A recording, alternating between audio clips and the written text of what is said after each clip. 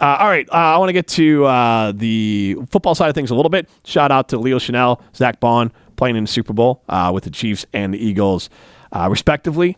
And I'll ask this question to you, Pablo. Like, who's the next Badger to make an impact in the NFL? And I should say it like this, a Luke Fickell Badger. Luke Fickell So Badger. Hunter Wohler can't be the pick.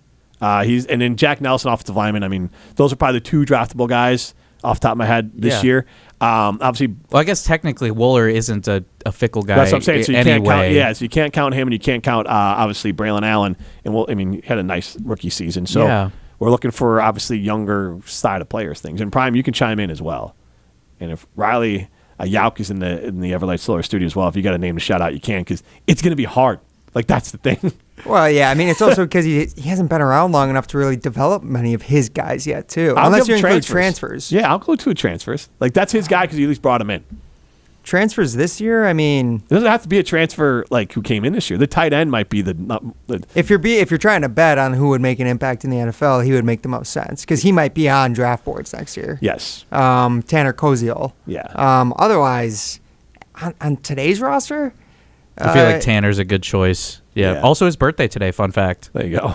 That's why we got Pablo in here. Really? Bringing in. Got the newscaster news. That was such a newscaster note there. We should have geared the show around that, honestly. Happy birthday. No, I was kidding. Do we even know how to say his last name? Anyways, Koziel. Anyways. Koziol. Yeah. I don't know. We'll get there. I'm not going to lie. I'm sifting through the roster right now just to figure it out. I'm sure there's somebody, but it is hard. It is hard to figure out who is going to be that guy. Riley Yauk back here in the studio didn't whisper this in my ear, but I know he's thinking this. Christian Allegro is a young up-and-coming linebacker. I could see someone from the linebacker unit making an impact in the NFL one day. I don't know if it's him per se, but that would make sense given what Fickell's defense is going to be geared around. And we're going to leave the offensive line out of it because you have to be like Joe Thomas to make that list, which means you're 5-6 years out. I'll give you one of a longer shot one. Not a long shot, just further out. I'm very bullish, and I'll just start the bandwagon now on Darian Dupree. I was just about to say, I was going to be full homer. Yeah. Because he's coming from my high school, too. Okay, even better. Yeah. Like, Dupree is a guy that I think has the potential to be the next great Badgers back. And outdo, I'll say this, I think Dupree could have a better career than Braylon Allen. I think so. I feel like he is a lot more versatile. Also, shout out, my dad just texted me too, suggesting Darian Dupree. Okay, there you so go. we got to give a shout out to the Mount Carmel Caravan and where they're building. Go. So and, I do like Dylan Jones as well, the other running back. Like, obviously the Badgers do too, because as of now, there's not a lot of other juice in the backfield. Yakameli, Aker, like. Yakameli, Aker. Ituka is one of the other guy in that running back class, along with Jones and Dupree. I mean, I think they have high hopes for all three, but Jones and Dupree being the two primary ones. But this staff is showing, like, if they don't believe in you, they're going to recruit over you. They didn't do that. I mean, that's college football. Like you True. mentioned with basketball, that's just the nature of the beast. So Dupree could be a name. Maybe Tretch? So Riley Yauk back here, I did ask him what his picks would be. He said maybe either Vinny Anthony or Tretch. Oh, Vinny Anthony's a good one. If they made an impact probably in the NFL as like a returner or someone on special teams. Wide receiver wise, it'd be really impressive if they made it just based off their wide receiver skill to the NFL.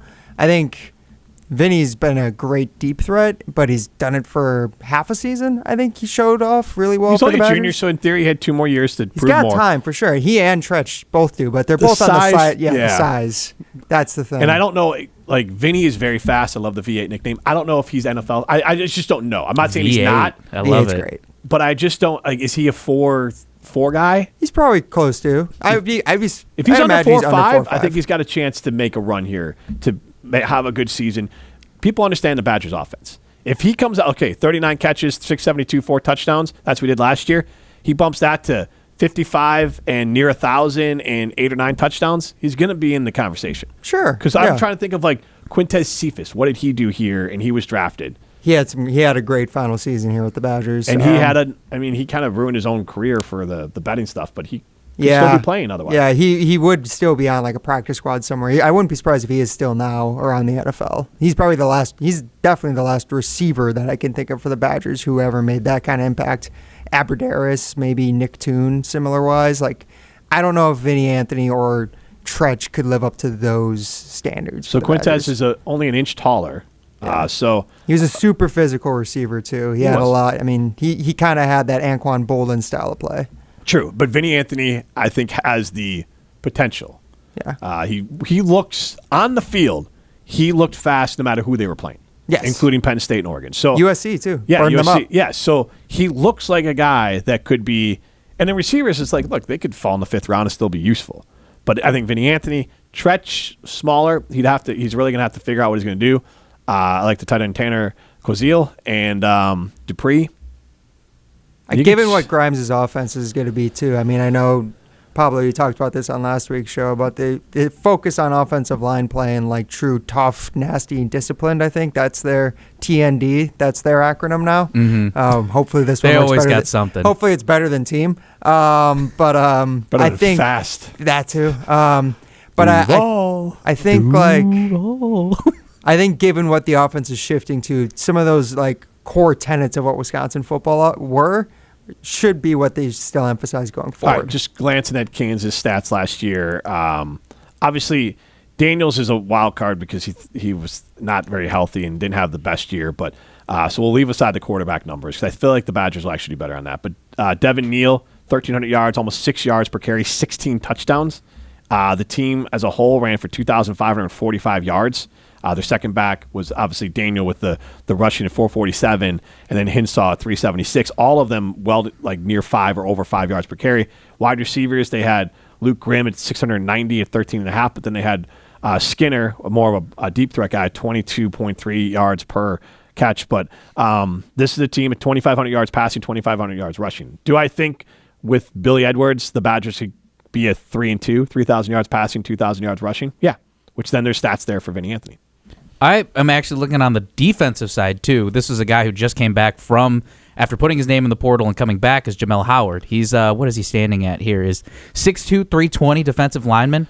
Again, it's a little bit of a stretch because we just don't know. We don't have a sample size. We don't know exactly how he's going to be. But with the way that, you have Kurt Neal moving on, you have a lot of these, you have a fresh defensive line room. Hopefully they can get back to what the Wisconsin gritty. I know we don't want to make it too much of a throwback. We want to move forward, but also that's what Wisconsin's defense has been known about is their pass rush, and they've been trying to get back to it. I wonder whether he gets a lot of playing time this year or he just develops a lot over spring. Jamel Howard, he might be somebody to watch because when he was recruited, he was 3-star, but he was a big 3-star. That was a big one again, coming out of a kid coming out of Chicago.